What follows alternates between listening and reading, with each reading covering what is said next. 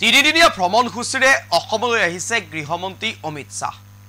গৃহমন্ত্ৰী অমিত শ্বাহক আদৰণি জনাবলৈ খৰচ কৰা হৈছে লাখ লাখ কোটি কোটি টকা।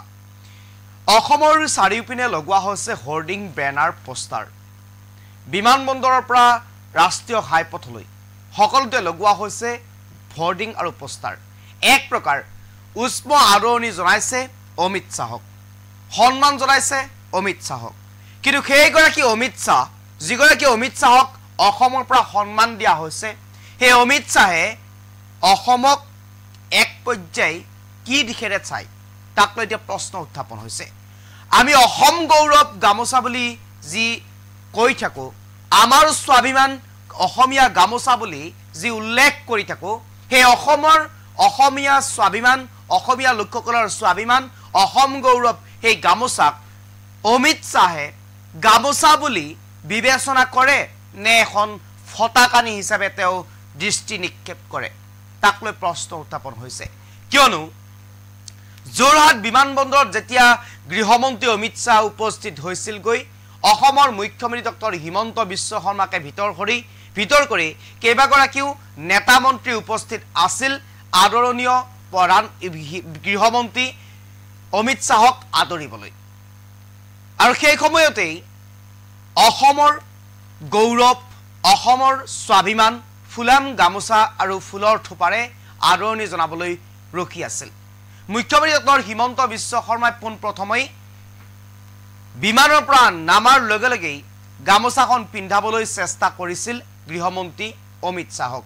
আৰু তাৰ পিছতেই যি ঘটনা ঘটিল সেয়া এক প্ৰকাৰ আপুনিও ভাবিবলৈ বাধ্য হ'ব, প্ৰকৃতাৰ্থত গৃহমন্ত্ৰী অমিত শ্বাহে অসমৰ গৌৰৱ, অসমৰ স্বাভিমান, এই গামোচাখনক গামোচা বুলি বিবেচনা কৰে নে এখন ফটাকানি হিচাপে বিবেচনা কৰে।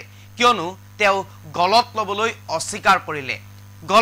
অস্বীকাৰ কৰিলে ঠিকেই, কিন্তু তেওঁ যেনেদৰে হামচ মাৰি সেই গামোচাখনক এক প্ৰকাৰ ফটাকানিৰ দৰে ব্যৱহাৰ কৰি তেওঁ হাতত মুঠা মাৰি ল'লে, সেয়া কেতিয়াও কিন্তু এতিয়া প্ৰতিগৰাকী অসমবাসীয়ে, প্ৰতিগৰাকী অসমীয়াই এয়া এক প্ৰকাৰ সহজে ল'ব পৰা নাই।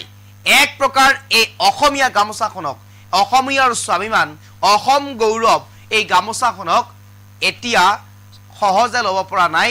তেওঁ অসন্মান কৰাত যি দৃশ্যাংশ, যি ঘটনা ঘটিছিল, সেয়া এক প্ৰকাৰ এতিয়া অমিত শ্বাহে যি ঘটনা সংঘটিত কৰিলে বৰঝাৰ বিমানবন্দৰত মুখ্যমন্ত্ৰী ডক্টৰ হিমন্ত বিশ্ব শৰ্মাৰ লগতে নেতা মন্ত্ৰীৰ সন্মুখত, নেতা মন্ত্ৰীয়ে পিন্ধাব বিচৰা সেই অসমৰ স্বাভিমান গামোচাখনক যেনেদৰে অপমান কৰিলে, এক প্ৰকাৰ সেয়া এতিয়া চৰ্চাৰ শিৰোনাম হৈছে। কিয়নো অসমৰ অসমীয়া গামোচাখনক যেনেদৰে সন্মান কৰিব লাগিছিল, যেনেদৰে তেওঁ সেই মৰ্যাদা দিব লাগিছিল, সেয়া দিয়া পৰিলক্ষিত নহ'ল। কিন্তু যেতিয়া অসমৰ পৰাই তেওঁলোকক কিবা এটা লাগে, অসমৰ পৰাই যেতিয়াই তেওঁলোকে কিবা এটা বিচাৰে, তেতিয়া প্ৰধানমন্ত্ৰীয়েই হওক অথবা গৃহমন্ত্ৰী অমিত শ্বাহেই হওক এখন গামোচা গলত ল'বই।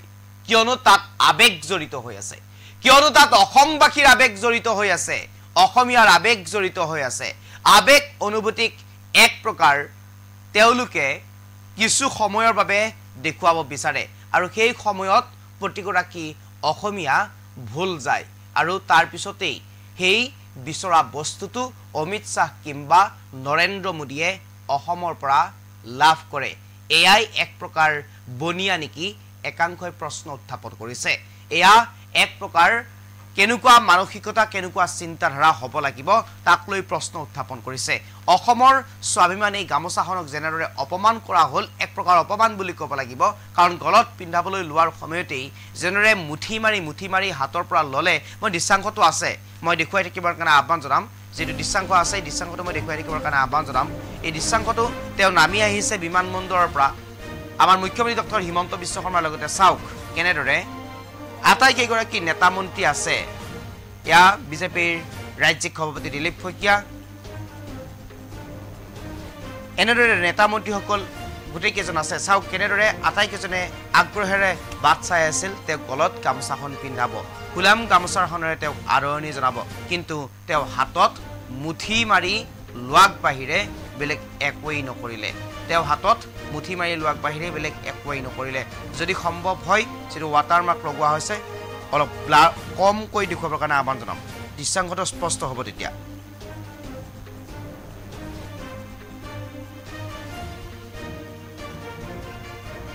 চাওক দৃশ্যাংশটো কেনেকুৱা কেনেদৰে অপমান কেনেদৰে এক প্ৰকাৰ এই গামোচাখন প্ৰতিগৰাকী আমাৰ নেতা মন্ত্ৰীয়ে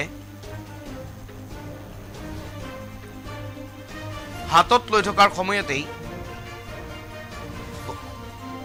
গলত পিন্ধাবলৈ লৈছিল আৰু এয়া দৃশ্যাংশ চাওক এখন এখনকৈ মুঠি মাৰি হাতত লৈছে মুঠি মাৰি হাতত লৈ তেওঁৰ চিকিউৰিটিলৈ পাছ কৰি দিছে এবাৰ হ'লেও তেওঁ গলত লোৱাৰ প্ৰয়োজন আছিল আগ্ৰহেৰে সকলোৱে বাট চাই আছিল ফুলাম গামোচাখনেৰে তেওঁক আদৰণি জনাব কিন্তু এয়া চাওক দৃশ্যাংশটো মই দেখুৱাই থাকিব আহ্বান